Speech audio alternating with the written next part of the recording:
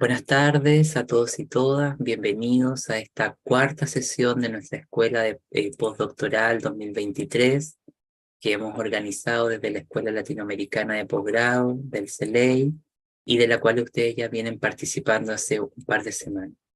Agradezco de manera muy afectuosa al profesor Carlos, quien el día de hoy nos acompaña en esta sesión y vamos a tener la misma dinámica que hemos venido realizando en las sesiones anteriores. Yo voy a presentar al profesor, luego él hará su exposición en 60 minutos y luego vamos a dedicar 15 a 20 minutos para las preguntas, comentarios que ustedes tengan, ¿ya? Eh, la conferencia del día de hoy se titula El psicoanálisis como práctica de la escucha, consecuencias epistemológicas, políticas y clínicas. El paso de la hipnosis a la asociación libre fue uno de los pasos decisivos para la invención de la práctica psicoanalítica. Aparejada a esta invención, la atención parejamente flotante es la creación correlativa por la parte del analista. Estas dos invenciones, aparentemente minúsculas, tienen consecuencias epistemológicas, políticas y clínicas. No es lo mismo no es lo mismo conocer por la mirada que por los medios de la escucha. Otro ejemplo, toda práctica clínica implica una relación con el otro y por tanto un ejercicio de poder. La atención parejamente flotante implica en principio no imponer un sentido a la escucha, pero también que el analista esté colocado en posición de objeto para así hacer posible la subjetivación del analizante. El poder del analista no es utilizarlo. Lo anterior implica poder distinguir la autoridad del ejercicio del poder. En esta charla, el profesor Carlos Camarena se propone explorar estas ideas para luego transportarlas a dispositivos sociales para pensar lo que implicaría la práctica de la escucha en las instituciones o en otras prácticas de la democracia, lo que implicaría una manera más radical de entenderla más allá de la práctica del voto o de sus instituciones parlamentarias. Hoy nos acompaña desde México el doctor Carlos Gómez Camarena, quien es académico e investigador de la Universidad Iberoamericana, y él además practica el psicoanálisis en la Ciudad de México y es miembro de la Escuela Internacional del Foro del Campo Lacaniano. Realizó estudios en la Universidad de París, la Sorbonne, CITE, en Harvard University y en Big Bird University of London. Coordinó en México el proyecto Extimances Critical Theory from the Global South, financiado por la Andrews Mellon Grant Foundation, y es editor y coautor del Vocabulario Marx a través de Lacan, publicado recientemente en 2022, el que tendrá versiones en otros 5 idiomas. Actualmente está redactando en inglés un manuscrito sobre las matemáticas en Lacan, y acá se indica que con una potencial fecha de publicación en 2024, y otro sobre Lacan y la antifilosofía, que también saldrá próximo en 2024. Profesor Carlos, muchísimas gracias por estar acá. Hay colegas, investigadores de todo el continente conectado el día de hoy para disfrutar de su sabiduría. Muchísimas gracias y el espacio es todo suyo. Muchísimas gracias, Aldo. Muchísimas gracias a ustedes por estar aquí y por su interés en esta charla. Mm, Bien, a mí lo que me interesaba era, voy a ver si lo puedo plantear de la manera más clara posible, pero lo que me interesaba era poder problematizar la idea que tenemos del psicoanálisis, porque es decir, que nos quitemos la idea de los clichés que tenemos del psicoanálisis para poder entender una cosa que es muy importante para nuestra época, que es la posibilidad de escuchar. Una de las cosas más importantes del ejercicio de la profesión como psicoanalista es saber escuchar y es no introducir un sentido que no existe en las palabras del propio analizante. ¿Cómo se hace eso? Eh, Primero bueno, lo primero que quisiera decir es cómo uno de los clichés, una de las maneras más comunes de poder entender el psicoanálisis es a través de la invención de un concepto que es el inconsciente. En primer lugar, el inconsciente en Freud, tal como lo empieza a concebir Freud, hay una distinción entre el inconsciente estático, como una bolsa llena de contenidos, y el otro es el inconsciente dinámico, como un proceso que va produciendo efectos. Es decir, que el inconsciente dinámico no es una bolsa que tiene contenidos, sino un proceso de escritura. Eh, como ustedes saben, eh, eh, yo me dedico a la clínica psicoanalítica más en una orientación lacaniana. ¿Sí? Casi todos los lacanianos diremos somos freudianos. ¿Sí? Hay algunos que últimamente hay algunos que se están empezando a desmarcar, pero casi todo lacaniano dirá que es freudiano. Ese también es mi caso. En el caso de Jacques Lacan, eh, él va a pugnar por entender el inconsciente como un proceso de escritura, es decir, que no se trataría de una cuestión de profundidad, sino de poder saber escuchar las palabras. Lo que les quiero mostrar son dos cosas, que el inconsciente, la primera idea que nos tenemos que quitar es que el inconsciente es algo estático, que es una bolsa llena de cosas antiguas, sino que más bien es un proceso de escritura, ¿sí? Y que no se trataría tanto de una cuestión de profundidad, sino de superficialidad. ¿Por qué es esto? Porque el inconsciente no estaría escondido, está de cierta manera a la luz de todo mundo. El problema es que no se le escucha. Entonces ya tenemos aquí un primer punto epistemológico muy importante. El, el, el inconsciente no es una profundidad o no es algo que se esconde y ni siquiera es algo que se puede vincular de manera visual. No se puede saber de eso de manera visual, sino que su epistemología correspondería, es decir, tu epistemología entendiendo cómo conocemos lo que conocemos. Las condiciones para conocer lo inconsciente no son visuales, sino auditivas. Eso va a ser muy interesante. Quiero poner un ejemplo muy concreto. El ejemplo muy concreto es, ustedes saben que existen los telescopios, pero también que existen los radiotelescopios. Es decir, que podemos tener dos versiones de un planeta. Podemos saber de un planeta por la visualidad o podemos saber de un planeta por sus frecuencias. Es decir, que habría una forma de conocer un planeta o conocer galaxias que no pase por la visualidad. Es un problema muy interesante. En el caso de lo inconsciente, lo primero que tendríamos que pensar es que la relación que tiene el psicoanalista con el inconsciente no es visual. Eso es lo primero que hay que subrayar. La segunda cuestión que hay que entender es que el inconsciente no es una bolsa llena de cosas antiguas, sino un proceso de escritura, lo cual ya nos está diciendo que la forma de conocer no es la visualidad, sino la lectura, una relación con el lenguaje. Y tercero, una puntuación más lacaniana, el inconsciente no es algo profundo, sino algo superficial. El problema es que no se le sabe leer.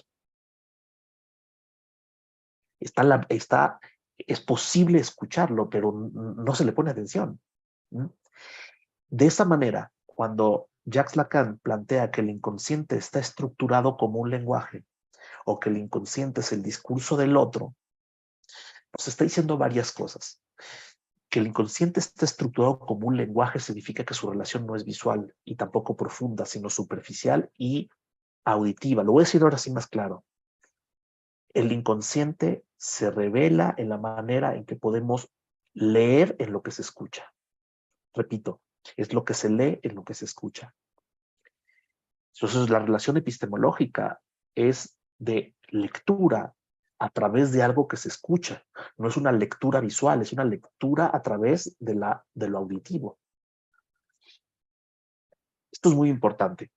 Cuando estoy diciendo que el inconsciente está estructurado como un lenguaje, en palabras de Jacques Lacan, no estoy diciendo otra cosa más que una relación epistemológica muy precisa. Y otra cuestión, cuando yo planteo la frase de Lacan de el inconsciente es el discurso del otro, hay otro problema epistemológico muy interesante. En el psicoanálisis lacaniano al menos, no soy yo quien hablo, sino soy hablado por otro. Soy hablado por quién, por el lenguaje, y el lenguaje no es ni individual ni social, sino es transindividual. El inconsciente no se crea por una persona, sino que uno es hablado por eso. ¿Mm? Esto es muy interesante porque este tipo de cuestiones también las planteaba Nietzsche o las planteaba el propio Schopenhauer.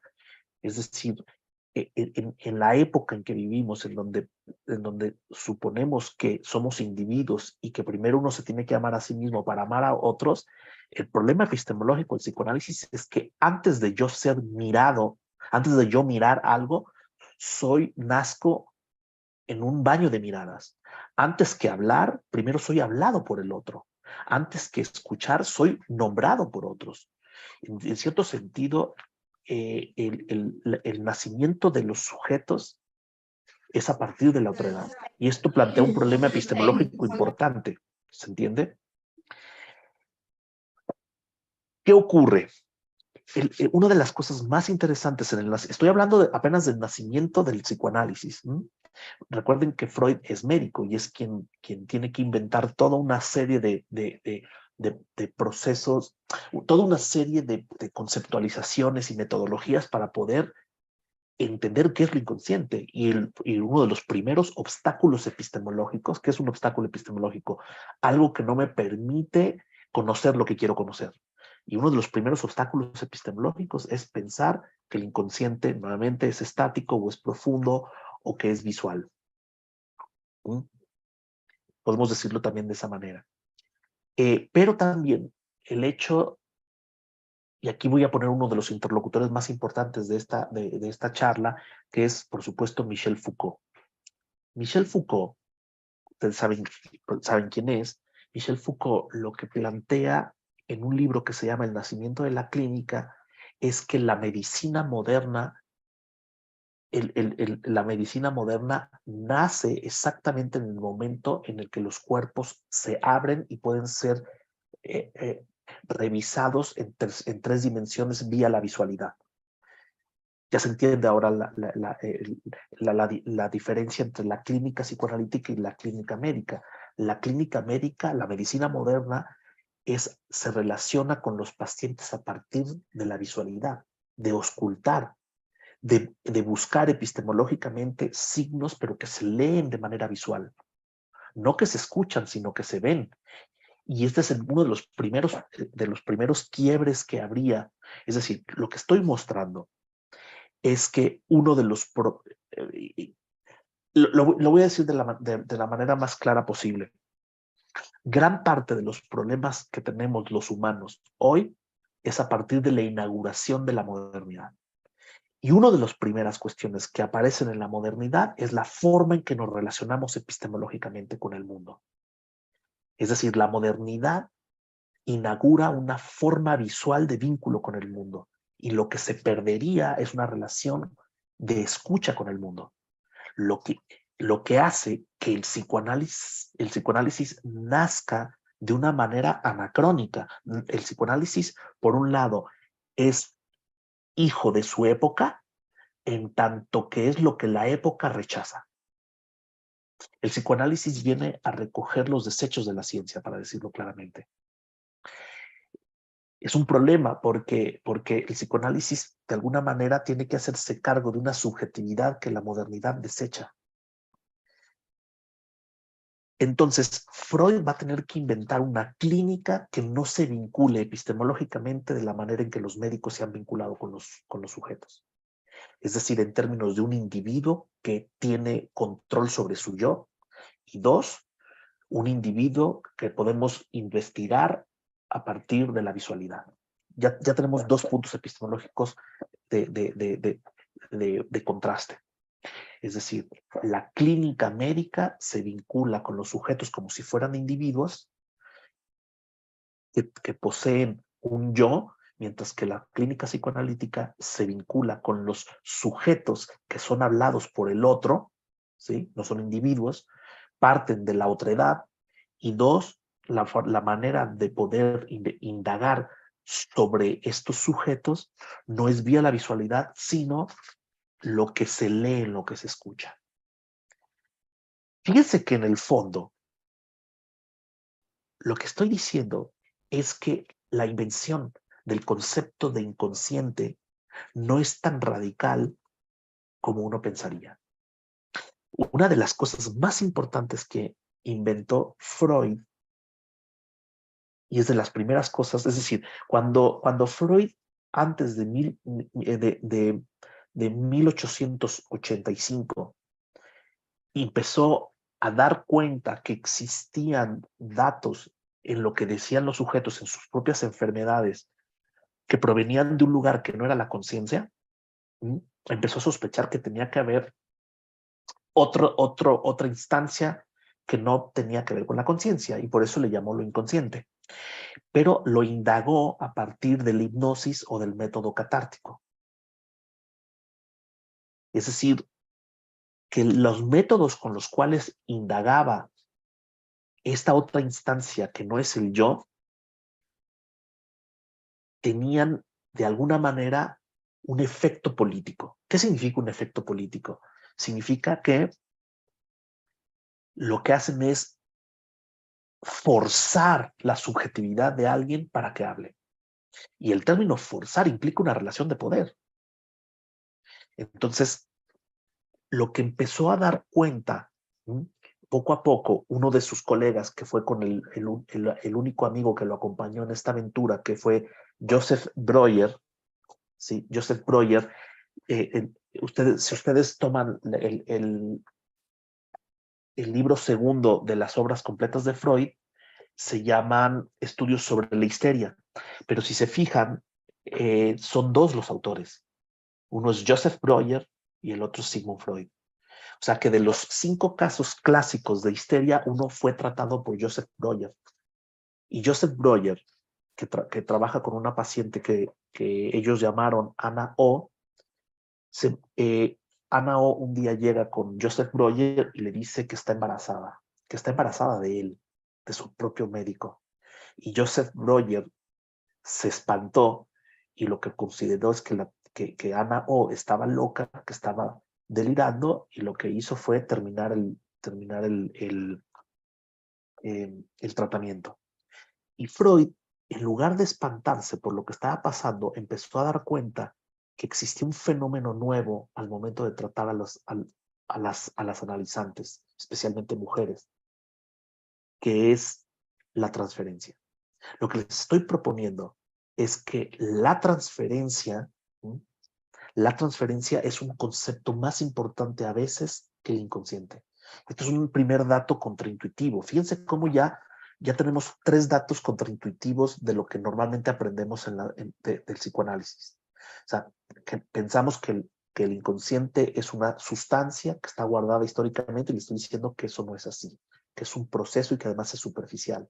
2, que el psicoanálisis, su registro epistemológico es lo que se lee, lo que se escucha, lo cual es contraintuitivo, porque primero pensaríamos que el inconsciente es una cosa oculta de manera visual.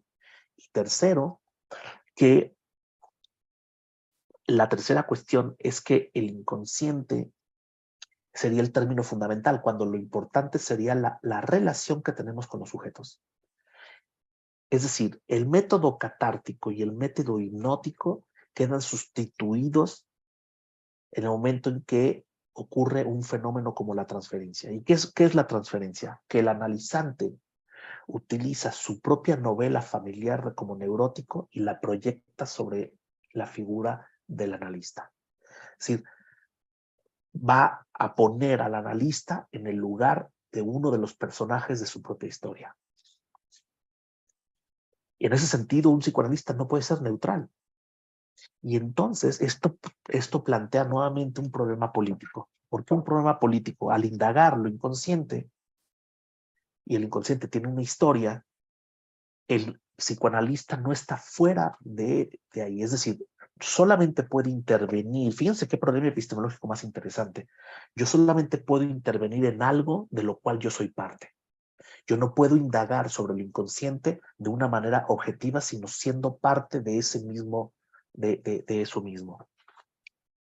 En ese sentido, al psicoanalista se le paga para que él pueda de alguna manera desvincularse con la propia historia. Es decir, por un lado tiene un pie adentro del inconsciente, de la novela familiar del neurótico, del inconsciente, vía la transferencia, porque el analizante lo coloca en un lugar de la propia novela, pero al mismo tiempo ese lugar queda neutralizado en el momento en que se le paga.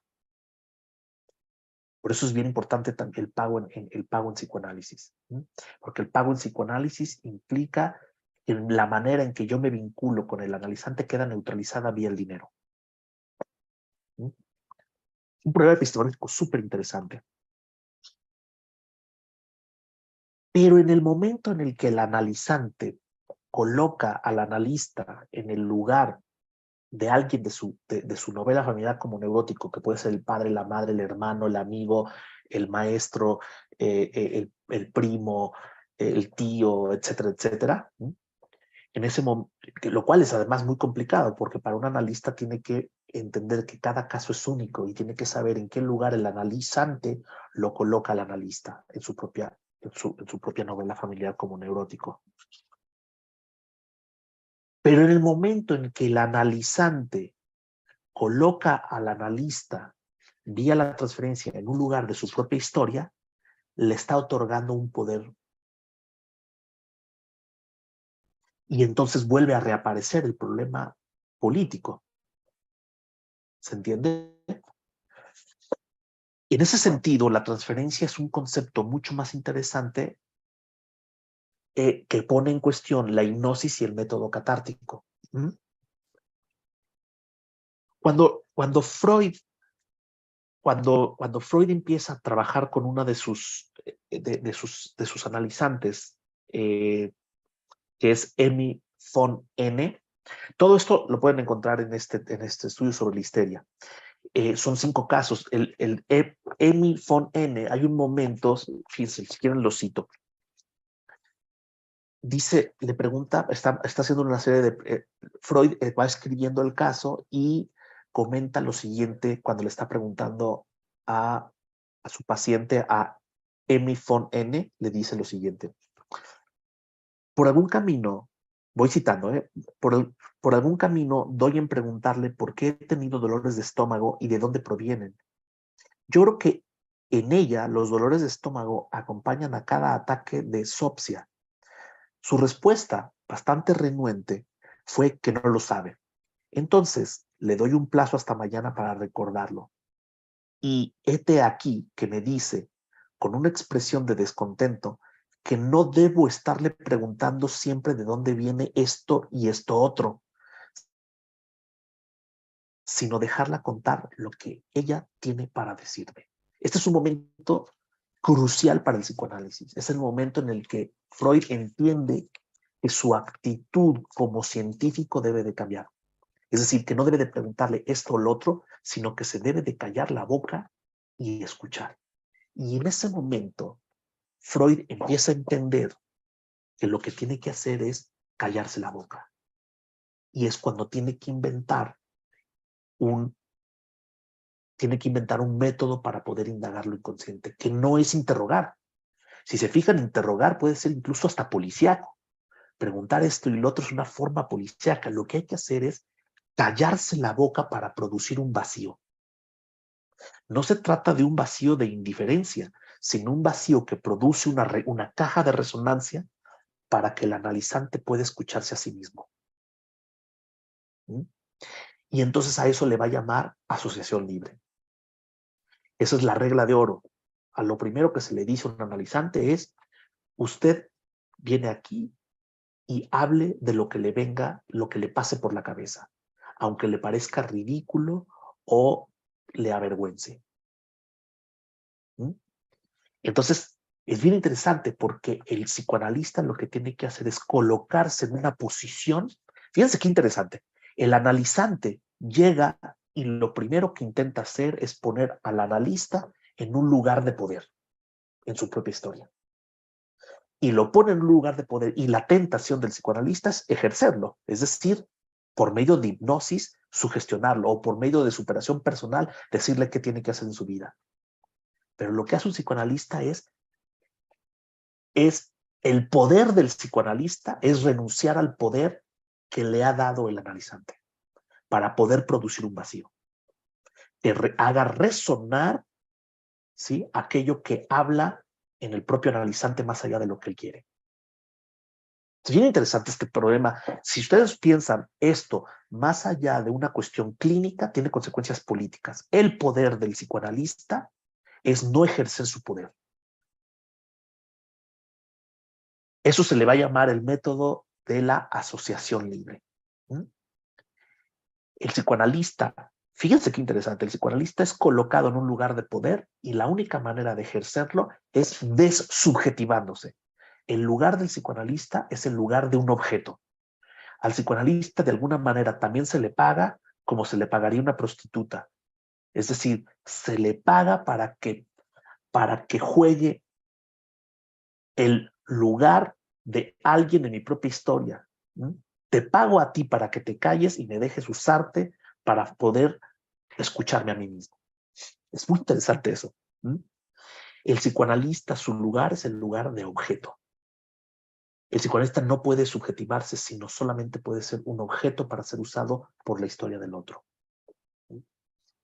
Pero fíjense qué interesante, en términos políticos y en términos éticos es muy difícil poder sostener el lugar de un analista, porque entonces el analista, la primera tentación que tiene es curar o ser empático. La empatía y el querer curar al otro no son sino formas de ejercer el poder. De hecho, cuando algunos analistas me piden controlar casos o supervisar casos, es decir, que quieren saber leer. A ver, ¿qué significa supervisar o controlar un caso? No significa que yo les dé técnicas, sino significa que yo pueda dar mi opinión sobre cómo leer ese caso. ¿Mm? Pero una de las preocupaciones que tienen muchos de los psicoanalistas que vienen a controlar casos conmigo, ¿sí?, es que no sé si los estoy ayudando. Y una de las primeras respuestas que le doy es, ¿usted no cree que en su vida ya hay un montón de personas que lo quieren ayudar? Lo que busca un analista no es ayuda, sino una función distinta. Necesita alguien que se calle la boca para que pueda el propio analizante escucharse. ¿Se entiende la diferencia? Es decir, que en términos acontecimentales, Freud descubre una profesión nueva que no existía antes. Es una profesión en donde el experto, el profesional, tiene que saber callarse y escuchar en lo que lee, es leer en lo que escucha. ¿Hasta aquí voy bien?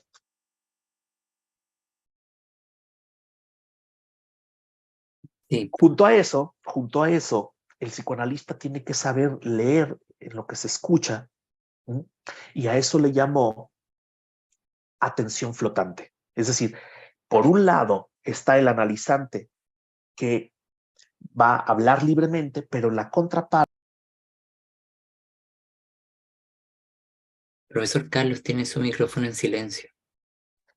Acabo de ponerlo en el chat, la contraparte que es gleichbewegende Aufmerksamkeit.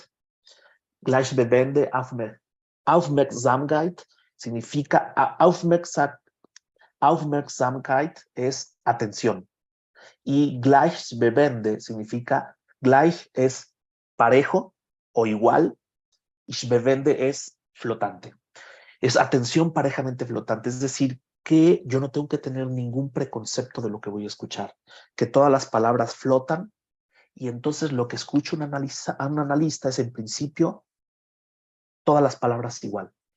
Lo que empieza a escuchar entonces un analista es que se va repitiendo una palabra y ahí es donde puede interrogar algo o preguntar sobre algo y ahí es donde se empieza a construir el propio caso. ¿Me explico? En ese sentido,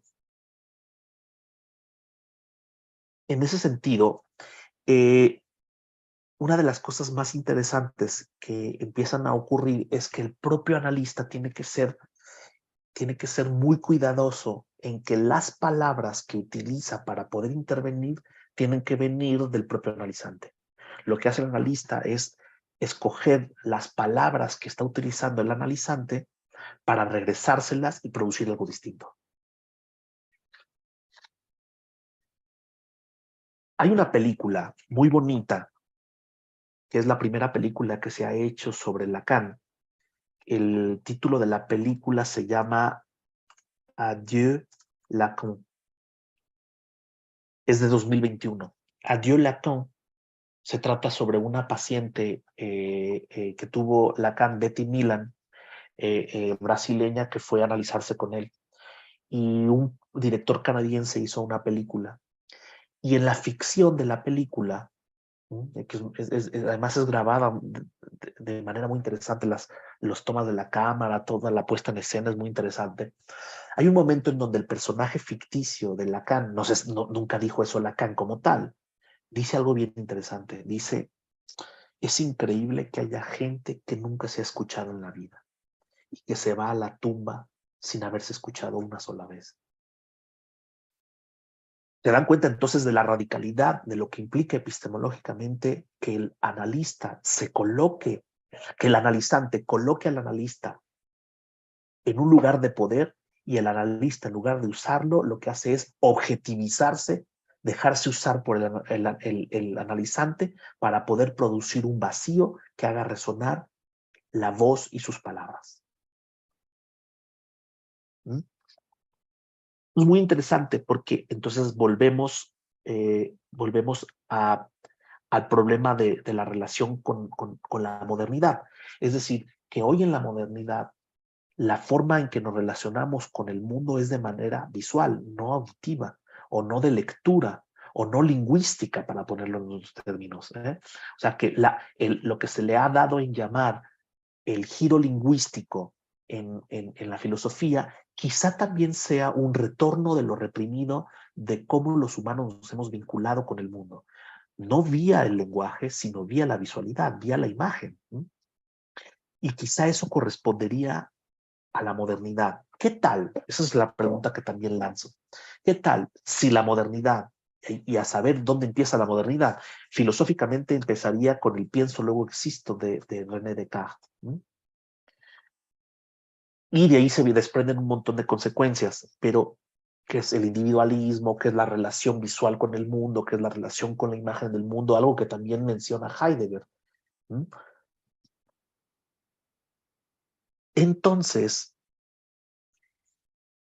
un filósofo como Michel Foucault dirá unas palabras muy lindas a propósito de la invención del psicoanálisis. Y va a decir que Foucault lo que va a decir es que con la fundación de la modernidad solamente es posible, es decir, la ilustración, la modernidad, la relación con el mundo, es a partir de la razón a un costo.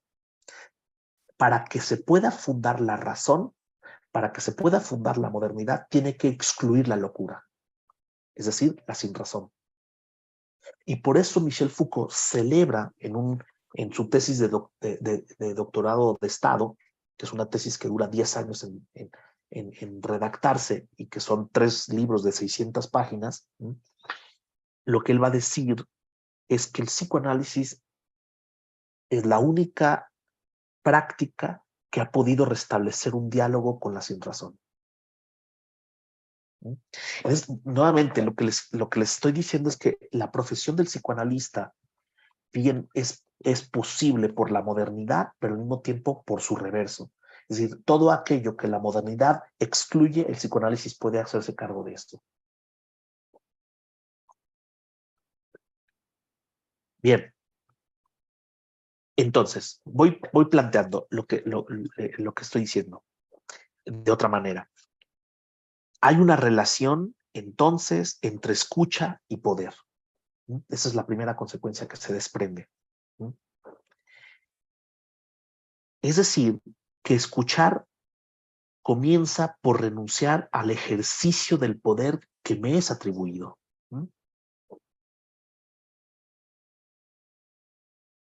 Escuchar implica desidentificarse a los personajes que ejercen el poder. ¿Cuáles son los personajes que ejercen el poder y por qué el psicoanalista tiene que desidentificarse de ellos y objetivizarse como si fuera un objeto para ser usado por el otro? ¿Cuáles son los personajes eh, que ¿cuáles son los personajes que ejercen el poder? El jefe, el padre, la madre, el profesor, el médico, el sacerdote, el psiquiatra o el experto.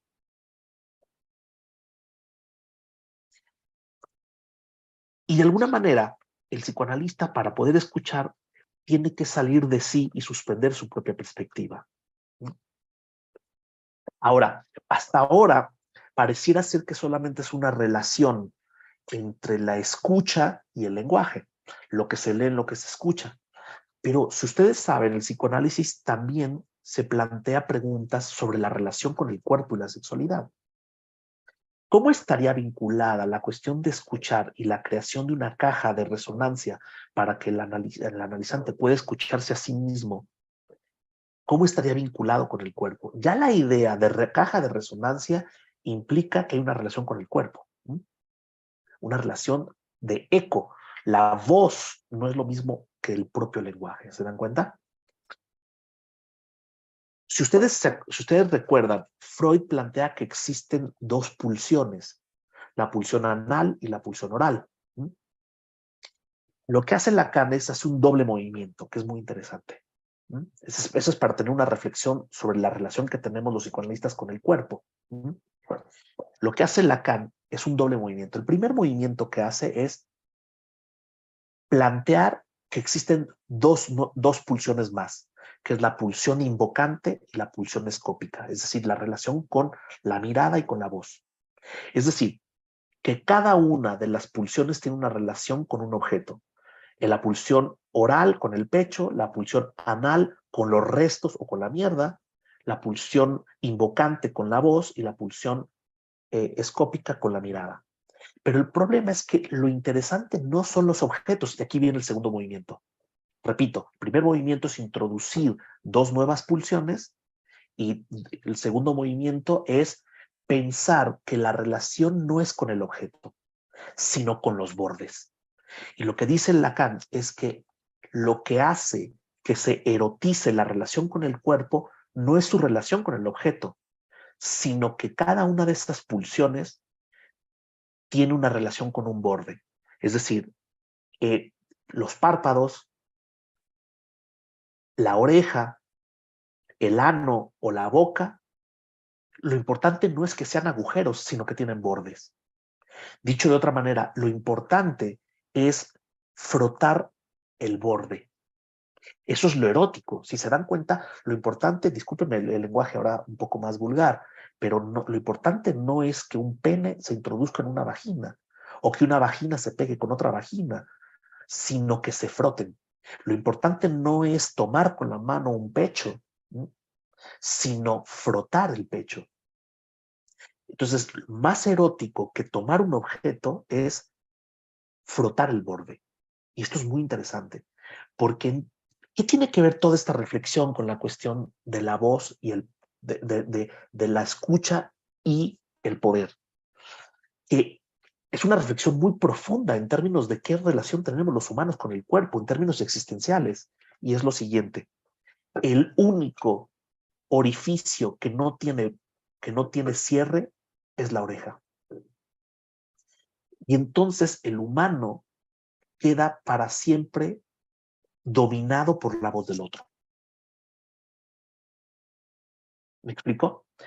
De tal manera que es muy difícil, epistemológicamente es muy difícil poder distinguir mi voz de la de otros.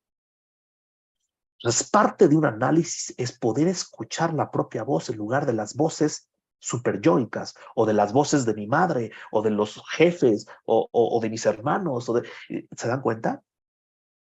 Si ustedes saben, uno de los problemas del autismo es que no hay bordes auditivos y por eso uno de los primeros gestos de un autista es que son sumamente sensibles, no pueden distinguir entre yo y el otro, vía las voces. ¿Sí? Entonces, lo que quiero señalar es que además de que el psicoanálisis eh, eh, su escucha comienza por renunciar al ejercicio de un poder que le es atribuido, eso, el ejercicio del poder también se vincula por medio de los cuerpos. Esto también es un axioma típico Foucaultiano, ¿sí? Que toda relación de poder va a tener un registro último en el cuerpo. El cuerpo en psicoanálisis es un cuerpo de alguna manera espectral, es decir, la corporalidad pasa por la voz. ¿Sí? Bien, en resumen, para escuchar no hay que dejarse naufragar en innumerables tentaciones. Ejercer el poder, obedecer a las expectativas o defender mi propia imagen. Imagínense todo lo que tiene que hacer un psicoanalista para poder colocarse en un lugar de escucha. Repito, no ejercer el poder, no obedecer a las expectativas y no defender mi propia imagen. Es por esa razón que en un texto que es el texto más político de Lacan, uno de los más políticos, que se llama La dirección de la cura y los principios de su poder, él dice que el psicoanalista tiene que pagar de tres formas. Tiene que pagar con su palabra, tiene que pagar con su persona y tiene que pagar con su juicio íntimo. Son tres renuncias. Es decir, ¿qué significa que yo como analista pago con mi palabra? Significa que la palabra que yo suelto, ¿sí? Ya no puedo renunciar a ella y va a tener efectos en el analizante. ¿Sí? Y por eso el psicoanalista tiene que tener mucho cuidado en utilizar las palabras que el analizante utilizó. Son las más efectivas. A veces utilizamos palabras que no vienen del analizante, pero entonces siempre hay que esperar cuál es la reacción del analizante para ver si acepta o no esa palabra. ¿Mm? Segundo, paga con su persona. Significa que se deja usar como objeto para la propia novela familiar del neurótico. Y significa que si un paciente considera que yo soy casado cuando no lo soy, o que soy gay cuando no lo soy, o que robo libros cuando no me los robo, yo no digo si sí o si no, yo me dejo usar por la propia historia para que el analizante pueda continuar. Eso significa pagar con su persona, que todo lo que imagine el analizante de mí, yo voy a tener que aceptarlo en un punto. Y tercero, voy a pagar con mi juicio íntimo, es decir, que no, yo voy a tener que acompañar al analizante a que lleve hasta las últimas consecuencias su discurso, aunque no esté de acuerdo en lo que va a decidir. Si yo estoy en contra del aborto y el analizante va a abortar, o si yo considero que no debe estar con tal novio o con tal novia, eso no lo puedo decidir yo. Yo tengo que suspender mi juicio íntimo. Y lo que tengo que hacer es aconsejar de manera inmanente a partir del propio discurso del analizante. No es que los analistas no recomendemos cosas, pero no los recomendamos en tanto sujetos o individuos, sino en tanto lector de su propia historia. Entonces yo le puedo decir a un analizante, usted ya conoce lo que es salir con ese tipo de hombres. ¿Quiere que se repita? Yo no le voy a decir lo que yo considero que es mejor para ella, sino lo que en su propio discurso se desprende de lo que ella misma ha dicho. ¿Mm? Bien, eh, voy a leer una cuestión más y si quieren vamos a las preguntas. ¿Sí? Es algo muy sencillo lo que quise mostrar lo que he querido mostrar el día de hoy, pero miren, eh, no me gusta mucho citar a este filósofo, pero lo voy a hacer, ustedes conocen a este filósofo coreano que está nacionalizado alemán. Ustedes ya saben quién es, Byung-Chul Han, ¿no? Lo escribo.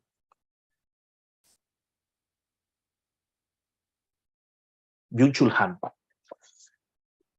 Él tiene un libro que se llama La Sociedad del Cansancio. Y fíjense lo que dice en La Sociedad del Cansancio. Dice lo siguiente, cito, en el futuro habrá posiblemente una profesión que se llamará oyente. A cambio del pago, el oyente escuchará al otro atendiendo a lo que dice. Acudiremos al oyente porque aparte de él, apenas quedará nadie más que nos escuche. Hoy perdemos cada vez más la capacidad de escuchar. Lo que hace difícil escuchar es sobre todo la creciente focalización en el ego, el progresivo narcisismo de la sociedad. Narciso no responde a la amorosa voz de la ninfa Eco, que en realidad sería la voz del otro. Así es como se degrada hasta convertirse en repetición de la voz propia. Escuchar no es un acto pasivo, se caracteriza por una actividad peculiar. Primero tengo que dar la bienvenida al otro, tengo que afirmar al otro en su alteridad, luego atiendo a lo que dice. Escuchar es prestar, es un dar, es un don, es lo único que le ayuda al otro a hablar. No sigue pasivamente el discurso del otro. En cierto sentido, la escucha antecede al habla. Escuchar es lo único que hace que el otro hable. Yo ya escucho antes de que el otro hable o escucho para que el otro hable. La escucha invita al otro a hablar, liberándolo de su alteridad. El oyente es una caja de resonancia en la que el otro se libera hablando. Es la página 47 de La Sociedad del Cansancio. La pueden encontrar en PDF gratis ahí en internet. Lo buscan y ahí está.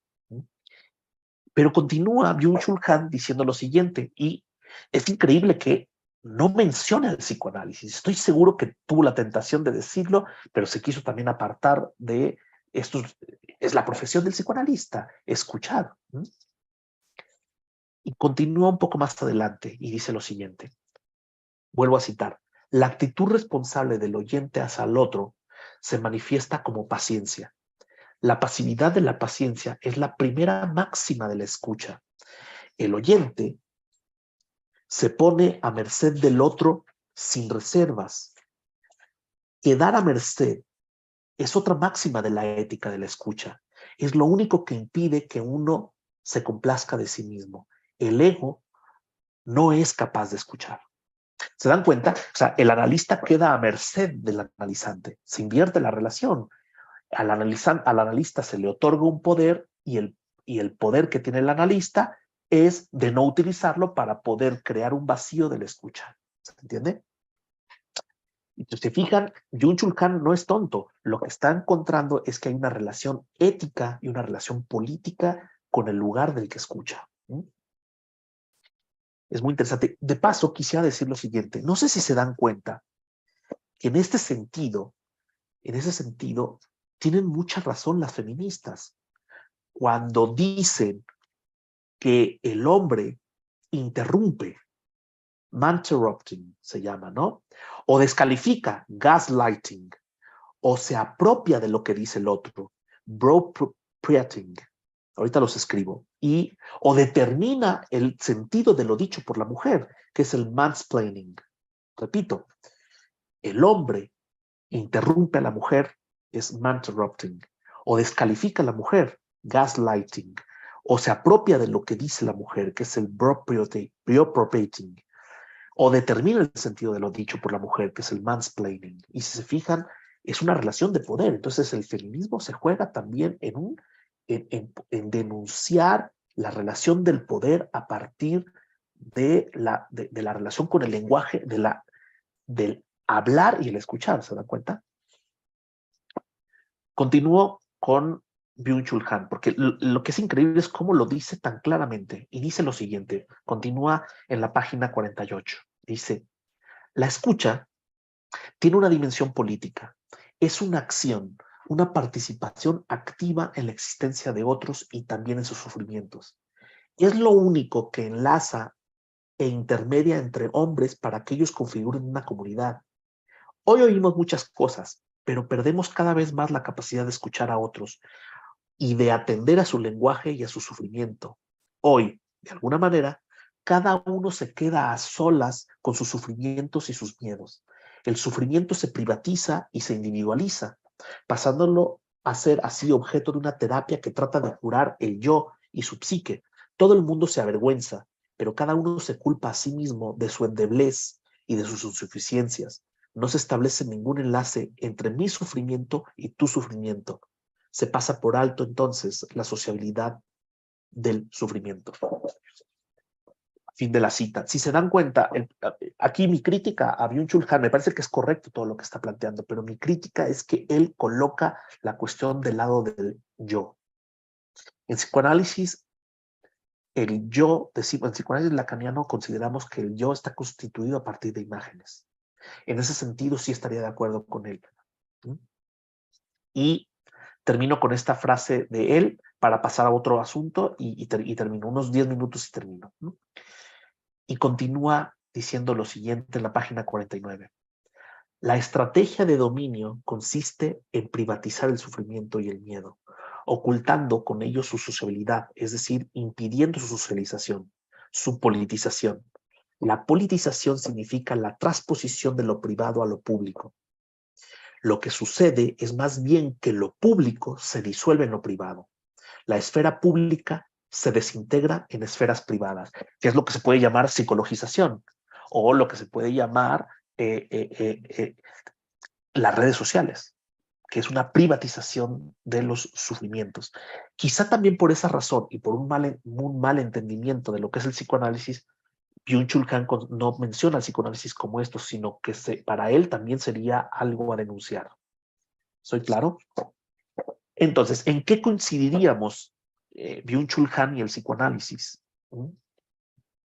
En que la individualización pasa también por una relación con la imagen y que es un problema de la modernidad, y que lo que podría curar de esto a la modernidad sería la capacidad de poder alojar la palabra del otro.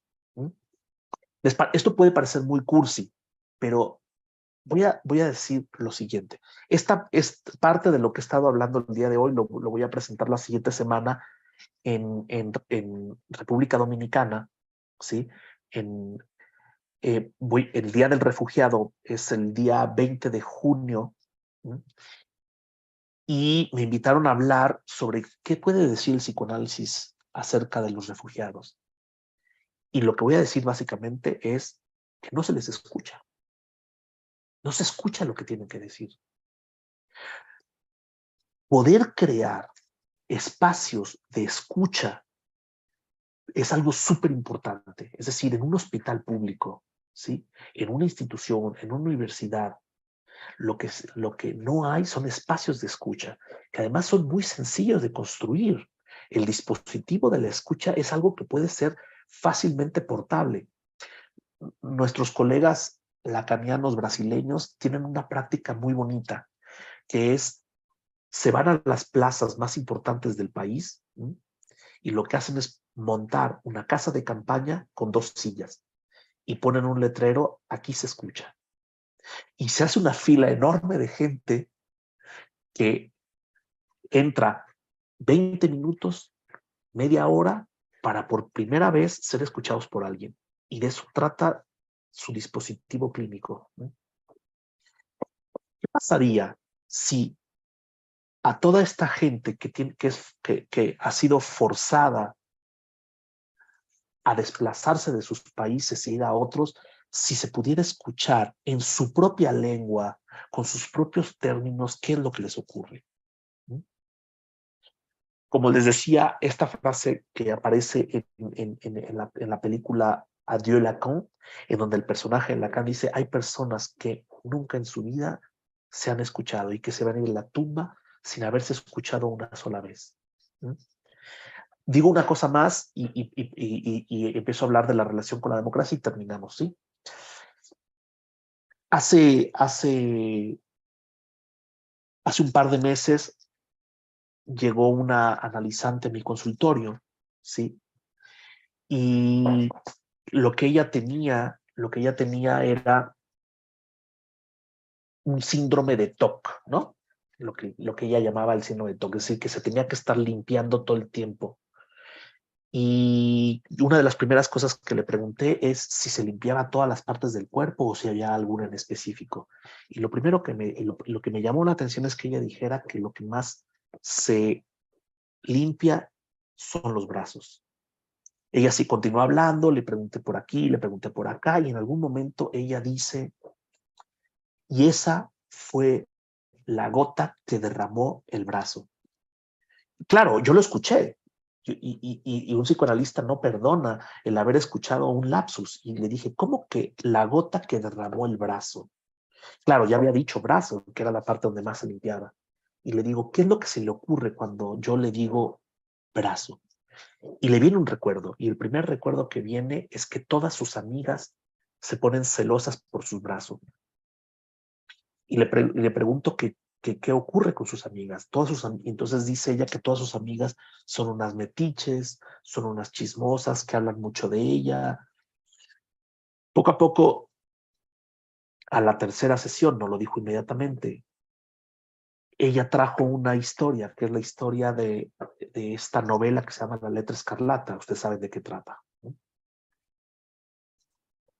Y ella dice, ella es de una ciudad pequeña en la Ciudad de México, dice que ella a los 40 años decidió divorciarse de su esposo y que eso, lo único que le recuerda es que ella quedó en el lugar de la Letra Escarlata y que el hecho de que sus amigas le tengan envidia por sus brazos, sí, fue, acuérdense que además la Letra Escarlata se le ponía en el brazo, ¿eh?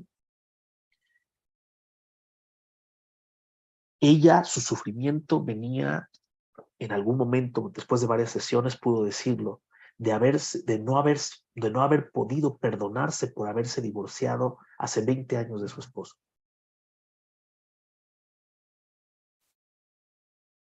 Y ella terminó diciendo lo siguiente: nunca en estos 20 años había podido hablar de esto. Y por supuesto hay una parte dolorosa de no poder de no poder tener un espacio en donde poder hablar de algo que no había podido perdonarse en 20 años. Ese es el espacio que puede producir el psicoanálisis para poder hablar de algo que no es fácilmente tematizable. Y se dan cuenta, no solamente se trata de poner atención, sino de escuchar qué palabras utilizó. Es decir, si ella dice, esta fue la gota que derramó el brazo, hay que escuchar eso, aunque parezca una locura. Termino con esto. Desde el punto de vista que queremos defender, entonces, el psicoanálisis no sería, como sugiere Foucault, parte de una pastoral cristiana que se ha inscrito como un deber llevar todo lo tocante al sexo, al molino sin fin de la palabra. El hecho de que las posibilidades de escucha estén desbordadas al punto en que, como ironiza Foucault, algunos han puesto sus oídos en alquiler, no se explica sola y sencillamente por la incitación a hablar del sexo o de esto o del otro. Con los ojos puestos en el problema de la dominación o de lo que Foucault llamó poder, nos parece más adecuado inscribir al psicoanálisis en una historia que, cuando se refiera a sus condiciones de posibilidad, lo haga denunciando la expropiación de la experiencia que es propia de la lógica del capitalismo. Aquí estoy metiendo una cuestión de cuál es la experiencia que se expropia, la experiencia de poder ser escuchado. Este arte de la escucha realiza un invalorable aporte a la teoría de la comunicación y a la democracia, que consiste en poner de relieve el espesor y la complejidad, y por ello la dificultad o quizás cierta imposibilidad del reconocimiento. En tanto nueva ciencia o arte de reconocimiento, el psicoanálisis permitió la escucha del dolor y la confusión expresadas como un negativo de las palabras. Escucha sus sueños, escucha sus equívocos, escucha el perderse en las palabras, escucha las elipsis, escucha las interrupciones y todo tipo de figuraciones indirectas. Y esto fue lo que investigó y puso al descubierto nuevas y múltiples formas a partir de las cuales el sufrimiento se sustrae de la posibilidad de hacerlo inteligible, de modo que ponerlo en común sin disfraces, es decir, arrancarlo de la esfera de la culpabilidad individual de las culturas con elevados niveles de represión excedente, como dice Herbert Marcuse. Si se dan cuenta, si el dolor no se expresa en términos del manual psiquiátrico o no se expresa en términos de la superación personal o de palabras psicologizantes, entonces no puede ser escuchado. Esto es muy triste porque hay un libro muy lindo, déjenme ver si lo tengo aquí. que se llama A la salud de los muertos, de Vinciane Desprez. Y ella el subtítulo se llama Relatos de quienes quedan. Y ella lo que está diciendo es que uno de los grandes problemas que tenemos en la modernidad es que lo primero que queremos hacer con los muertos es hacer un trabajo de duelo. Y dice, pero si eso no es posible, si los muertos están todo el tiempo con nosotros, los recordamos, sabemos cuándo es su cumpleaños, si va a ser más grande, si ya pasó nuestra edad o no. Y dice, ¿por qué? Porque la psicologización lo primero que hace es ponernos cuáles son los criterios de lo que tenemos que hacer con los muertos. Bueno, mutatis mutandis, lo mismo hacemos con nuestro sufrimiento. Nuestro sufrimiento queda psicologizado con categorías o de la psicología, o de la psiquiatría, o de la medicina, ¿me explico? O de la superación personal. Lo que hace el psicoanálisis es despojarse de todo tipo de conceptos y escuchar al propio analizante en sus propios términos. ¿Mm? Continúo. La escucha es un arte que desnuda distintos niveles en un acto de habla. Algunos de ellos, por bien conocidos, son desconocidos. Entonces, ¿no será que porque hay una demanda insatisfecha de escucha que los oídos se ponen en alquiler? ¿Cabe la posibilidad de demandar que los oídos se alquilan porque el reconocimiento, al menos un reconocimiento mínimo que estructure la identidad provisoria, debe ser comprado como cualquier otra mercancía? Quizá no sea sensato explicar la necesidad del psicoanálisis como un producto del capitalismo, pero bien vale preguntarse por la expansión masiva del campo psi en estos términos. ¿No será porque hay una ausencia o una incapacidad generalizada de reconocimiento que cierta escucha se profesionaliza y se universaliza?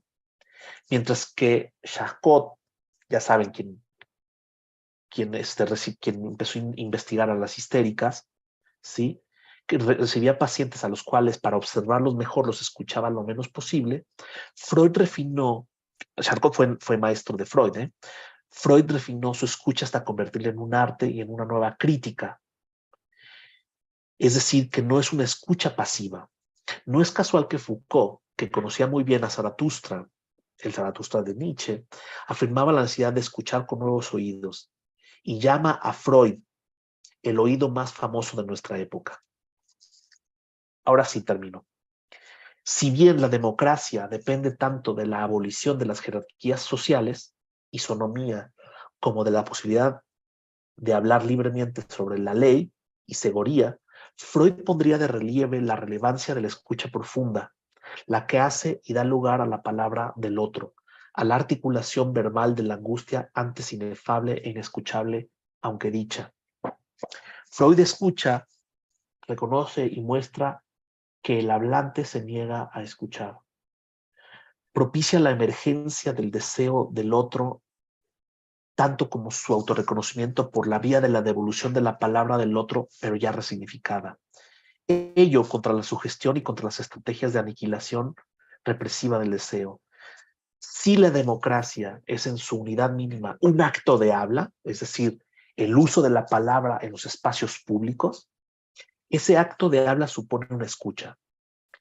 Si se fijan, la burocracia o la tecnocracia lo que hacen es cerrar la posibilidad de que haya lugares de escucha. Y eso es un problema para la democracia. Ambos momentos imbricados, es decir, el del habla y de la escucha, es una relación recíproca. De cara a la proliferación de los monólogos de muchos y en medio de la neurosis expansiva, el médico Freud asume la responsabilidad de la escucha. No solo deja hablar, arranca las palabras y las experiencias de su ahogo en la corriente psíquica y cultural dominante. Brinda herramientas para deshacer la censura y la autocensura motorizadas por la moral convencional. Escucha el dolor del analizante y es capaz de abrir las tinieblas de la confusión para que exista un rayo de luz que alcance el corazón de ese sufrimiento. Ese movimiento reflexivo inédito es ya en sí mismo potencialmente curativo y politizador en la medida en que rompe el hechizo del aislamiento, incluso de la huida en la multitud, recogiendo la llamada del otro, que es en principio una botella echada al mar. está en manos del analista poder abrir esa botella y leerla. Muchas gracias. Muchísimas gracias, querido profesor Carlos, una conferencia bastante interesante, que a pesar de que usted diga que en algún minuto de la intervención eran cosas, a mí me parece que hay mucha profundidad y me quedé pensando sobre todo en los pagos que usted habla, del pago con la palabra, esa triada que establecía, que tiene mucha relación para entender los objetos de la educación inclusiva y poderlo deslindar con cosas que a veces se confunden.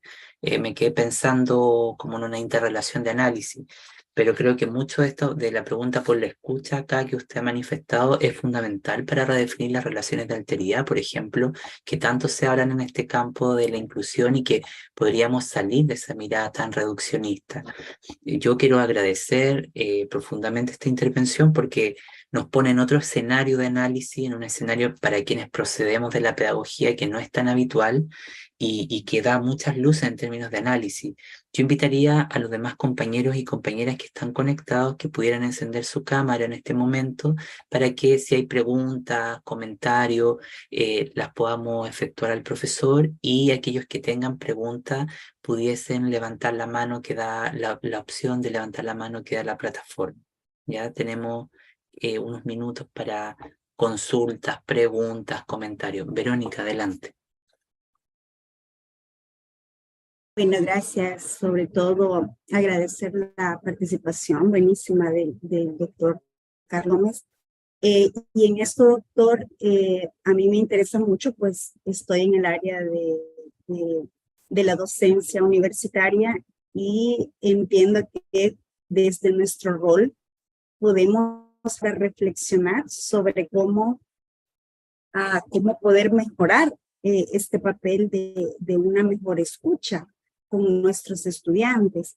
Y nosotros, pues yo veía la relación un poco con la psicología individual de Alfred Adler, ¿verdad? Y con mis estudiantes vemos un libro que se llama Atrévete a no gustar, y en donde un diálogo del famoso filósofo con un joven nos da un enfoque bastante distinto e interesante para los chicos también, y nos ayuda también como docentes a través de una herramienta que viene a abonar a que los estudiantes comiencen también a reflexionar sobre ellos mismos, porque solo los acostumbramos dentro de la academia a escribir de toda la realidad, pero no de nosotros mismos. Entonces ellos pueden encontrar. Y esto de saber escuchar, yo recuerdo que hace poco leí en una página en internet, no la recuerdo ahorita, pero hay una biblioteca humana en Dinamarca, donde no prestan libros, sino que ya están prestando personas. Son personas las que están sentadas y no son páginas de libros las que se van pasando, sino es la vida de las personas. Entonces es interesante lo que usted mencionaba. Y ahora, con escucha, sabemos que no solo hay que escuchar con el oído, sino ver el comportamiento, el lenguaje no verbal. Cuando se quiebra la voz, por ejemplo, sabemos que hay un punto de dolor por ahí. Cuando nuestros estudiantes se comportan de cierta forma, podemos identificar a través de los ademanes, o si repite mucho una palabra, o qué fue lo primero que me dice. Una cosa es el problema nombrado y la otra el problema que no ha nombrado. Entonces, no solo escuchar con los oídos, sino que tener todas estas herramientas que me parece súper interesante, porque dentro de la psicoterapia podemos apoyar a muchos y no necesariamente siendo psicólogos de profesión, ¿verdad? Pero a mí me encanta mucho esta área, así que esa era mi participación, darle las gracias y parte de mi opinión. Muchas gracias. A ver, hay otras dos manos levantadas y me interesaría mucho escuchar a la persona que está haciendo referencia a Freire, por favor. Entonces está Ivonne, está Stephanie y la persona que está preguntando sobre Freire. No, yo no. Buenas tardes, yo soy Buenas Ivonne. tardes. Si no, no pregunto sobre Freire, sino que me hace pensar Yo soy maestra universitaria de lenguaje y filosofía y reivindico profundamente el pensamiento y las voces latinoamericanas. Y dentro del sílabus y el proyecto que tengo con mis estudiantes, dignifico y hago visible la necesidad de la escucha, ¿no?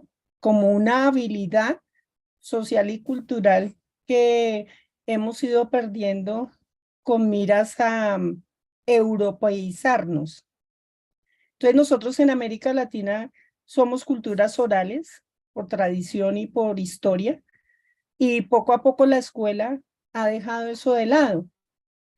Y pues tú sabes que Freire hace un ejercicio bastante profundo sobre el proceso de escucha y pues tú me hacías pensar en eso y ratificar que los maestros, no solamente los que somos del lenguaje o de las áreas de las humanidades, debemos hacer un ejercicio experiencial en el aula con los chicos porque pues cada día escuchamos menos, ¿no? Entonces esos vicios se llevan a la escuela y con todo esto de la individualización y la competencia mundial, pues no escuchamos, ¿sí?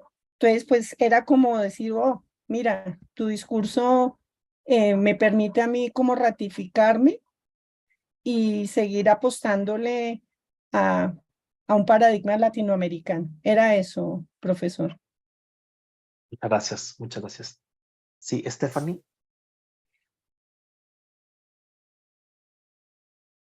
Buenas tardes, muchas gracias por la presentación. Pues yo tengo dos preguntas que en ese esquema de comunicación entre la persona que escucha y la persona que habla en el psicoanálisis,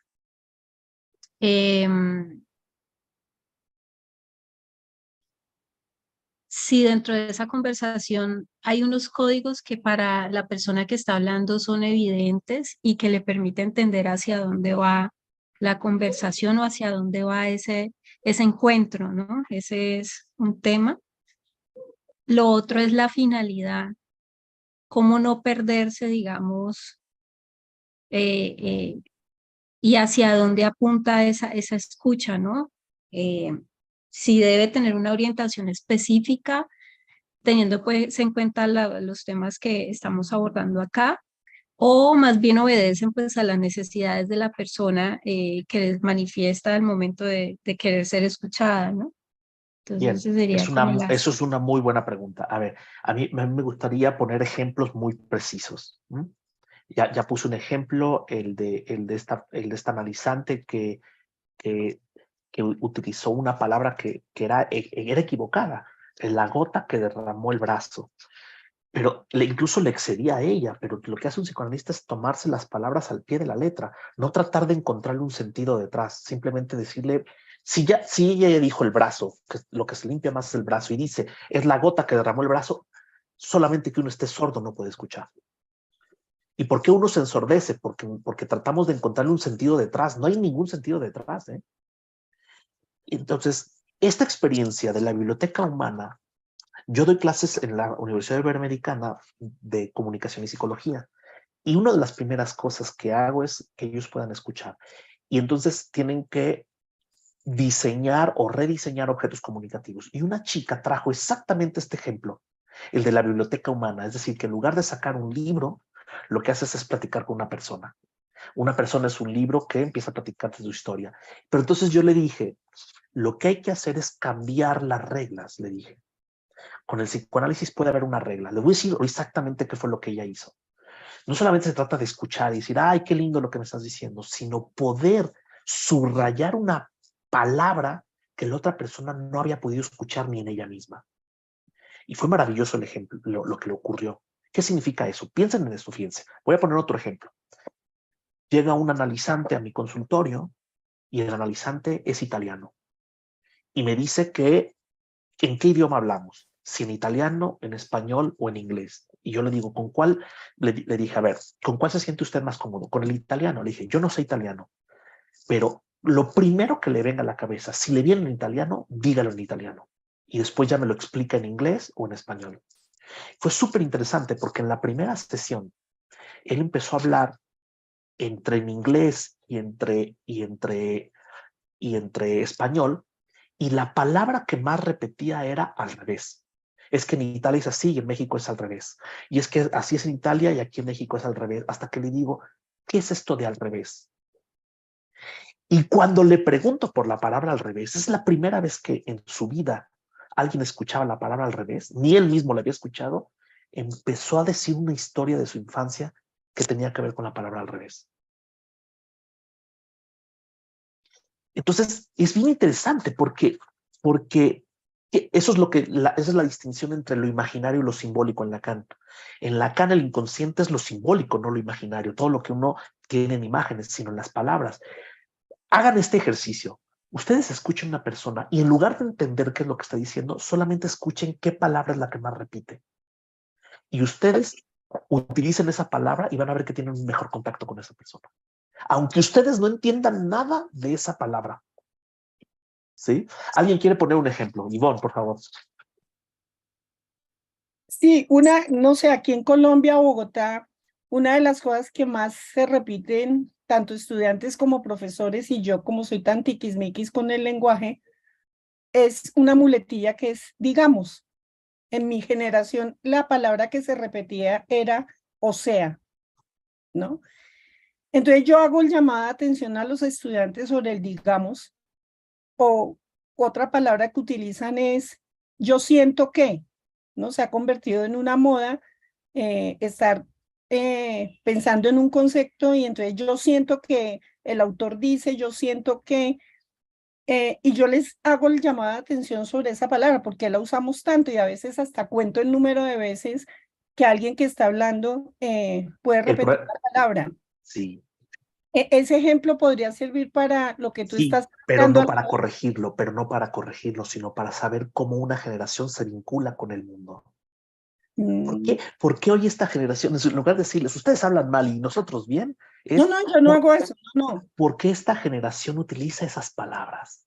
Uh-huh. ¿O por qué esta persona, por qué este analizante, en lugar de decir madre, le dice mamá o su nombre propio o ella? O sea, es muy interesante la manera en que expresa alguien eso. Es como una especie de reflejo para que la otra persona identifique sus propias cosas o algo así. Es mejor Más que eso, es mejor que eso. No es un espejo porque eso está en lo imaginario. Y esa es la idea que siempre tenemos de poder reflejar al otro, es subrayar la palabra que la otra persona está repitiendo. Otro ejemplo, una paciente llega y empieza a hablar de las listas y de las listas y de las listas hasta que le pregunto qué es esa palabra. Y entonces lo primero que le viene a la cabeza es la asociación libre. Después de que yo le pregunto, es decir, ella habla y empieza a repetir listas y listas y listas hasta que aparece, hasta que yo le digo, ¿qué es esa palabra? Y ella empieza a decir, es que en mi vida siempre tuve que ser la lista del salón y siempre que tenía que estar lista para salir. Mi mamá siempre me decía que tenía que estar lista. Y además, la manera de poder organizarme en mi vida era haciendo listas. La palabra lista es una palabra del inconsciente. El inconsciente está estructurado como un lenguaje. Yo no sabía, o sea, no le puedo asignar, a la palabra lista nada más que lo que el propio paciente traiga. Es así como, por ejemplo, en la lengua mexicana, no sé cómo sea en Chile, no sé cómo sea en Panamá, no sé cómo sea en Colombia, pero una palabra que no existe en el español ibérico, o sea, en el español de España, es la palabra enojado. Yo estoy casi seguro que el 90% de mis pacientes van a tener un problema con la palabra enojo, que tiene que ver con el ojo. Es interesantísimo. Una amiga me decía una cosa súper interesante. Disculpen ahora el ejemplo un poco más vulgar. O sea, lo que decía es que todos los dichos en Argentina, espero que haya alguien aquí en Argentina que me lo confirme, dice, el erotismo de los argentinos, hombres y mujeres, pasa por el culo. todas las expresiones, te vas a caer de culo, no sé qué del ojete, y en realidad toda su forma sexualizada pasa por el culo. Voy a poner un ejemplo colombiano, ¿eh? Y hace poco fui a Bogotá y yo tuve una novia caleña y no era casualidad, hasta entonces entendí. Sí saben cómo se dice tener relaciones sexuales en Colombia, comerse. O sea, imagínense toda la relación que tienen los colombianos y las colombianas con la sexualidad y la comida. Recordé todas las, o sea, siempre que estaba con esta novia, la parte más erótica era cuando ella hacía de cocinar. Entonces, la sexualidad colombiana es distinta que la mexicana simplemente porque la palabra es comerse y no cogerse, o follar, o otro tipo de cosas. A eso me refiero a poder empezar a poner atención en las palabras. Si ustedes escuchan a un niño o una niña en la escuela, escuchen qué palabra repite más y por qué utiliza una expresión que aparentemente no tiene ningún sentido y pregúntenle por esa palabra. Y entonces van a tener una mejor conexión con esa persona. En lugar de tratar de entender qué dice, qué hay detrás de esa palabra. Simplemente escuchen esa palabra y aunque ustedes no la entiendan, pueden intervenir con ella. Esto es impresionante porque si el paciente italiano trae una palabra en italiano y aunque yo no la entienda, se la puedo regresar. Hay un libro muy bonito, déjenme más terminar con esto y ahorita vamos con más preguntas. Hay un libro muy bonito que quizá ustedes ya conocen, que es de Jacques Rancière. Ya saben cuál es, que se llama El maestro ignorante. Que se trata de una experiencia en la Francia, cuando está la plena comuna de París, en donde Jacotot es un tipo que no conoce las lenguas de otras personas y lo que hace es enseñarles a hablar mejor su propia lengua sin saberla. Pero en el fondo, el maestro ignorante, es decir, saber ayudarle a los alumnos a que entiendan mejor una lengua que yo mismo no entiendo, es una de las grandes lecciones de un maestro ignorante, es decir, a poder utilizar el propio lenguaje del otro, aunque no se entienda, para que ellos mismos puedan refinarlo. Déjenme decirles una cosa. Yo trabajo en el departamento de comunicación de la Universidad Iberoamericana. Soy el que menos sé de comunicación en este departamento. Y lo único que hago es que los propios alumnos me hablen de sus ideas de la comunicación y que inventen y hagan esto. Y yo les pongo atención y no entiendo nada. Y terminan haciendo unas cosas maravillosas. Bueno, ¿por qué tengo esa expertise? Por ser psicoanalista. Lo que hago como psicoanalista es regresarles a los analizantes sus propias palabras para que hagan algo con ellas. Y Luceli, por favor. Buenas tardes a todos y todas, buenas noches ya por allá. Bueno, estaba escuchando, muchísimas gracias primero por los aportes y por la participación, doctor, muy interesante, Carlos Gómez. En medio de este mundo que estamos, pues, es tan acelerado, estamos como todos pendientes de nuestras propias cosas, del individualismo, de las exigencias, de las competencias, de cantidades de situaciones, ¿verdad que vale la pena centrarnos en este aspecto tan interesante como es la escucha? Donde usted también lo dijo que ni siquiera tenemos espacio para escucharnos nosotros mismos, donde menos vamos a tener espacio para escuchar a los otros. Es bien interesante y pienso que es tener como en cuenta esa exigencia en este momento que nosotros mismos nos debemos incluso hacer para escuchar a nuestros estudiantes, para escuchar incluso a todas las personas que necesitan, que requieren de esa escucha, de al menos llamar un poquito la atención. A veces que nosotros decimos, ay, pero este muchacho, ¿qué le pasa? Mire que tal cosa, no está concentrado, y no sabemos qué hay detrás de ese chico, la historia que hay en esa personita que nosotros estamos tratando pues de trabajar con ellos. Y no se hallan, como decimos nosotros acá, no se hallan, aunque no está, no se puede ubicar, no se puede concentrar. Sí. Acá en Medellín, por ejemplo, en Colombia y concretamente en Medellín hay una práctica como del escuchadero, una experiencia del escuchadero. Esa experiencia me parece también muy buena porque permite que las personas, ahora en este mundo donde las personas no le encuentran sentido, estamos en medio de un sinsentido de las cosas, donde los muchachos no encuentran a veces esa motivación como por la vida y cualquier cosa que le llaman ahorita la generación de cristal, y que cualquier cosa los deprime, no le encuentran sentido a nada. Entonces es bien importante y como por cualquier momento y en cualquier instante se escucha que perdieron la vida por algo X o Y razón, que dejan cartas, que tal cosa. Entonces pienso que es importantísimo llamar la atención sobre la forma de escuchar o cómo escuchar, dónde escuchar, los espacios en la familia, en la escuela, no solamente en la escuela como tal, sino también en la familia, porque la mayoría de las situaciones incluso surgen de allí de la familia. Ya, por ejemplo, eso se va planteando en otros espacios y también es importante. Entonces, también me refiero a la cuestión del lenguaje en contexto, lo que usted decía del brazo y eso. Pienso que también este lenguaje contextual debemos tenerlo nosotros no solamente en los espacios escolares, sino también al interior de cada individuo.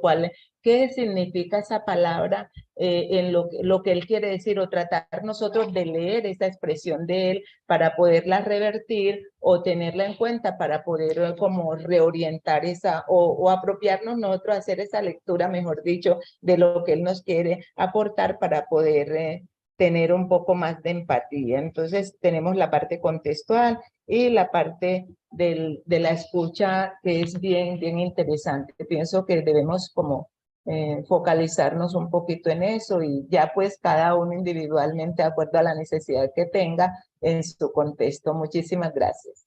Gracias, gracias. Genoveva, por favor. Muy buenas noches, desde Ecuador, un saludo especial. Yo estoy sumamente agradecida por estos espacios en los que podemos discutir, podemos aprender del otro. Me ha encantado muchísimo, de inicio a fin, todo lo que se ha manifestado, así que muchísimas gracias al doctor Carlos Gómez, a Aldo, que nos convoca a estos momentos de discusión. Y bueno, yo no soy del área de psicología, pero soy el área de la educación, y estoy sumamente o sea, emocionada y también pues con una serie de ideas que confluyen en lo que nos ha abordado esta tarde Carlos sobre este psicoanálisis, la capacidad de otorgar el poder al otro para que nos conduzca. Y entonces, desde mi área de la literatura, cuando hablaba Carlos, yo sumaría otro libro más, pero no un libro desde el psicoanálisis y a la vez también desde el psicoanálisis.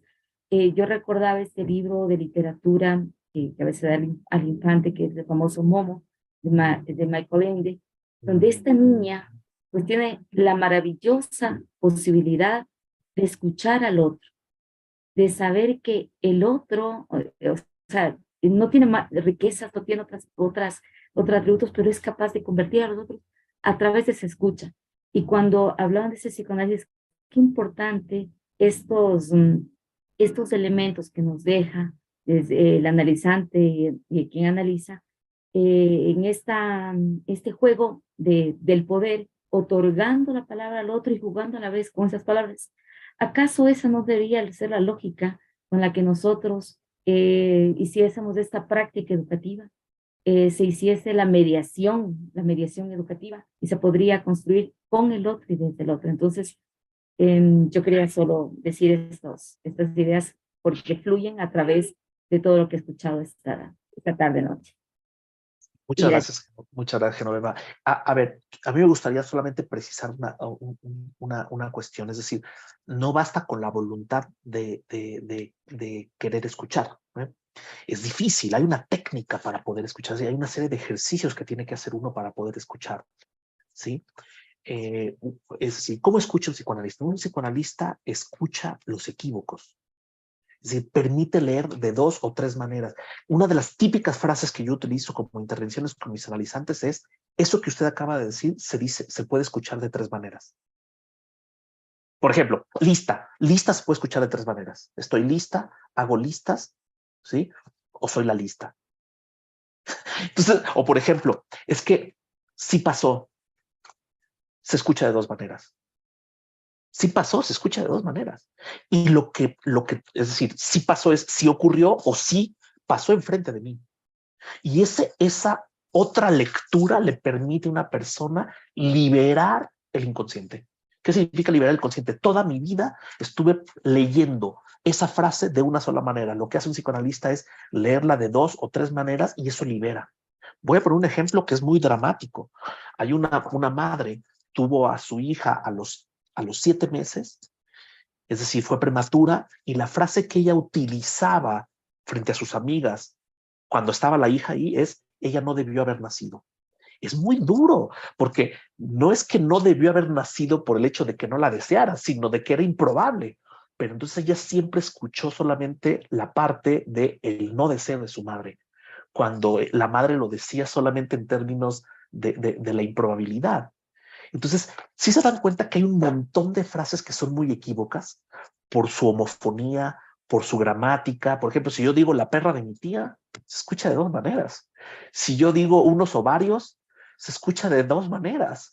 Entonces, el psicoanalista es el experto en poder escuchar los equívocos gramaticales, lógicos, homofónicos. Escuchen los equívocos, pero entonces tenemos una camiseta de fuerza que no nos permite escuchar las equivocidades, y esas equivocidades son muy, muy, muy, muy muy liberadoras. El ejemplo de una colega que decía, un paciente suyo, yo no trabajo con niños, pero un paciente suyo decía: yo soy protestante porque a mí me gusta protestar por todo.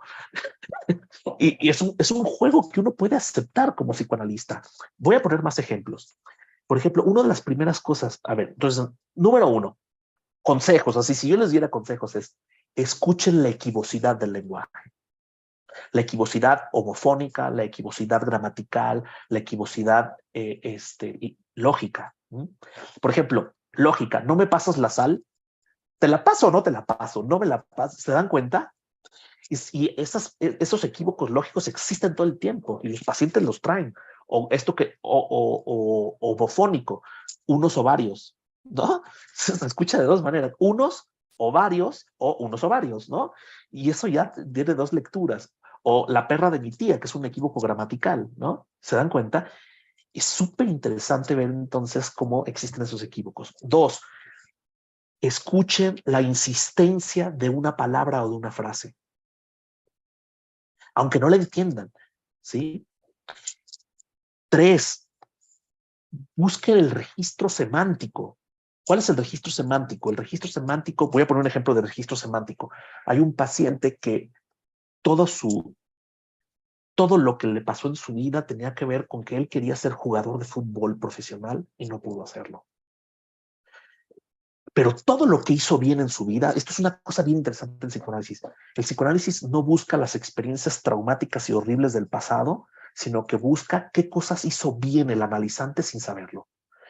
Y regresarle las cosas que sí hizo bien en su vida. Es decir, apuntalar las cosas, leer el inconsciente también es apuntalar las cosas que sí hizo bien en su vida.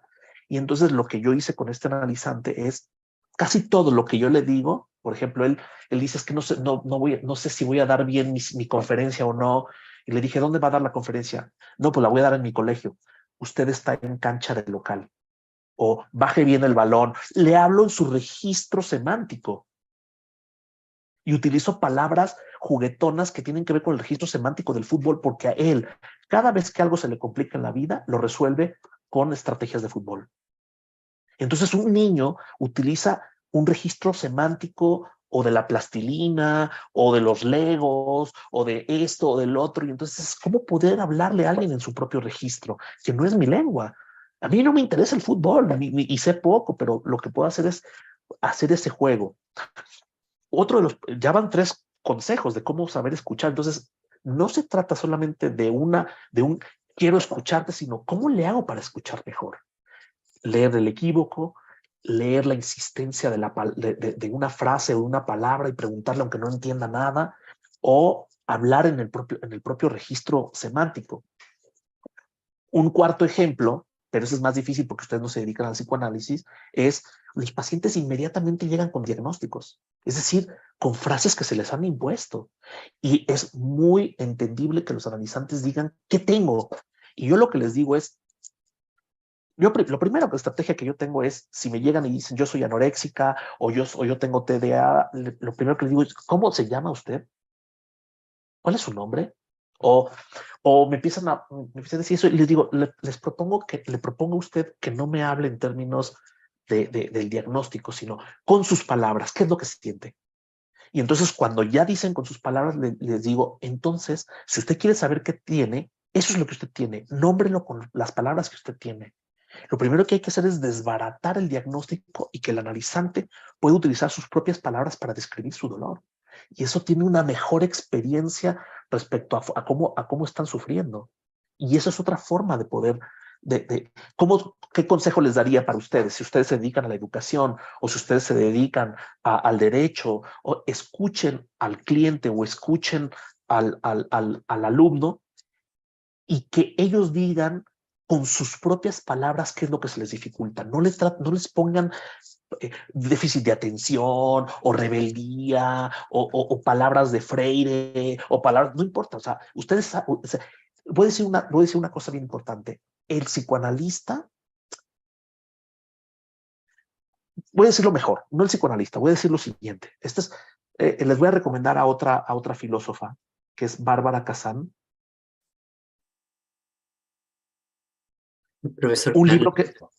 Ya voy. disculpe, Ya se terminó el tiempo, perdón. no, es que nos quedan solo 7 minutos. Estamos todos en llamas, estamos súper interesados y yo tengo que hacer aquí de malo, pero es que luego tenemos otra actividad, entonces para que podamos cerrar la idea Sí, y voy cerrando. Entonces les recomiendo el libro de Bárbara Kazan, uno que se llama Cómo hacer verdaderamente cosas con las palabras. Y ahí ella incluso pone ejemplos de la equivocidad del lenguaje para una comisión de la verdad y la reconciliación en Sudáfrica. Cómo se utilizan los equívocos, cómo la palabra enferma, pero también alivia, etcétera, etcétera. Lo que les quiero decir es lo siguiente. La frase de ella es, el paradigma de las humanidades es la traducción. Aunque yo sepa Freud o Lacan, yo no les hablo freudiana o lacanianamente a los pacientes. Hagan lo mismo con sus alumnos o con sus clientes o con quien sea. Es decir, que ellos mismos puedan utilizar sus palabras para expresar sus dificultades, sus problemas, y no les intenten poner palabras técnicas, aunque amen a Freire o aunque amen a Lacan o aunque amen a cualquier otro filósofo o filósofa. Y ese es el paradigma de las humanidades, es la traducción. Bueno, yo con eso terminaría mi intervención. muchísimas gracias, profe. Blanca, ¿tú querías aportar algo? Corte preciso, si pudiese ser, por favor. Buenas tardes, buenas tardes. En mi país todavía son buenas tardes. Ya casi está oscureciendo, pero todavía decimos buenas tardes. Les saludo desde Guatemala. De Muchos verdad saludos. que qué interesante y eh, ¿qué te digo? Siento como que los pulmones se me ensanchan al escuchar tanto aporte y que la verdad esta información a nosotros nos enriquece más. Yo trabajo con educación también y que al mismo tiempo nosotros hacemos esa lucha acá en Guatemala en ese choque de criterios que trabajamos con nuestros estudiantes que están estudiando carreras de pedagogía en diversas especialidades. Y quiero comentarles, ¿verdad? Así un poquito rapidín porque ya me di cuenta que ya no tengo mucho tiempo también, que en cuestión de la comunicación, el poder que ejerce la comunicación con nuestros muchachos está en que nosotros podamos hacer esa conducción a la reflexión humana, porque como tú decías, pues hay tantos paradigmas, hay tantos criterios que puedan llevar nuestros estudiantes y que uno de los o con los cuales yo me he enfrentado, se podría decir, es el que muchos creen que ingresar a la universidad para estudiar una carrera, por ejemplo, de administración educativa, ellos llevan la intención de que al graduarse van a salir, poner un colegio y hacer dinero, porque la educación da dinero. Y como no se pagan muchos impuestos, pues entonces van a hacer dinero. Pero cómo se modifica o cómo nosotros en la Facultad de Humanidades logramos modificar esa ideología que ellos llevan de poder hacer comercial la educación a hacerla reflexiva y humana en ese proceso de formación académica que ellos van adquiriendo con nuestra carrera. Entonces, ahí era donde yo le entraba al poder de la comunicación, como tú decías, porque nosotros vamos como creando esa reestructura de esa mentalidad o ideología que ellos llevan de inicio, de poder pensar que al graduarse de esa carrera, ellos van a ser administradores educativos y van a hacer dinero, ¿verdad? Entonces, para nosotros, créanme que cuando los estudiantes se gradúan y dicen, pues bueno, ya vimos la realidad de la educación en nuestro país, pues que hay muchas necesidades, y muchos después me encuentran y me dicen, yo soy tutor gratuito. ¿Cómo así? Sí, soy tutor gratis. O sea que me pongo en las redes sociales y digo que jóvenes tienen necesidades de aprendizaje y yo los ayudo y no cobro. Y entonces, si tu colegio, bueno, es de otro tipo ahora. Entonces, ¿cómo nosotros logramos modificar esa calidad humana también a través de ese poder que se puede ejercer a través de la reflexión en la educación? Pues solo ahí me quedo, porque tengo Gracias, más Blanca. anécdotas y más Gracias, ejemplos, Blanca. pero Voy a hacer un ejercicio rapidísimo, de 30 segundos. Discúlpame que te agarre de ejemplo, Blanca, pero utilizas un registro de los pulmones, quizás tiene que ver con el aire, con el ensancharse, todo eso. Pero por otro lado, haces una oposición entre el dinero, lo comercial, la mentalidad y la ideología, y por otro lado, las humanidades, la reflexión, lo gratuito. Eso ya va planteando esto. Es decir, te escuché tu registro semántico. Y por otro lado, hablas de lucha y enfrentamiento, o sea, que es una batalla para ti. Bueno, eso es escuchar. Es decir, ir viendo qué palabras utilizaste y cuáles son los registros. Bueno, de eso se trataría. Aunque no entienda mucho de lo que tú dices. Claro que lo entendí, pero quiero ser más literal para que vean cómo es un ejemplo de cómo poder escuchar un discurso. Gracias, Blanca. Y bueno, por mí es todo. No sé si hay algo más, Aldo. No, querido Carlos, esta sesión estuvo francamente maravillosa. Yo creo que todo, hay una energía ahí en el chat y en los rostros que lo demuestran. Solo agradecerte, creo que hay mucha información entre medio de la conferencia que es bastante enriquecedora para las investigaciones que cada uno de nosotros desarrollamos y nada, de este modo damos por concluida la sesión de hoy. Agradecemos profundamente al profesor Carlos y muchas felicitaciones, agradecimiento en el chat. Bueno, Carlos, muchísimas Gracias gracias. por todo, gracias por la Feliz invitación. noche. No, gracias a usted y nos vemos la próxima semana Sa- en la última sesión. Saludos.